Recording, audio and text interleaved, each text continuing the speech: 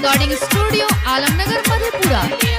जितना तू नचबेगे उतना नचाए तो नया नया गाना तोरा गाँव में बजाए तो तोरा मोबाइल में पीना घुसे तो गे डीजे वाला खड़े खड़े ले तो तोरा मोबाइल में पीना घुसे तो डीजे वाला खरे खरे लेता।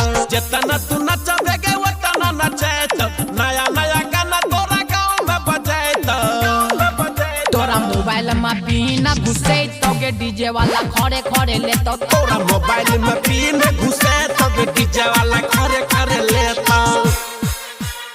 Mix by DJ Kanchan Raj Muzaffarpur. PM recording studio Alamnagar Madhepura.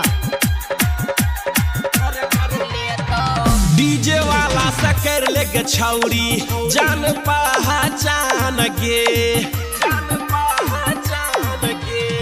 तोरा खातिर दैला तैयार छौ डीजे वाला जान गे तोरा पहजा में धके पंजियाई तो के डीजे वाला खरे खरे लेता। तोरा पहजा में धके पंजियाई तो के डीजे वाला खरे खरे लेता। Mix by DJ Kanchan Raj Muzaffarpur. PM recording studio Alamnagar Madhepura. Rajiv Bunty के गाना गे छौरी डीजे पकड़े बाबा लगे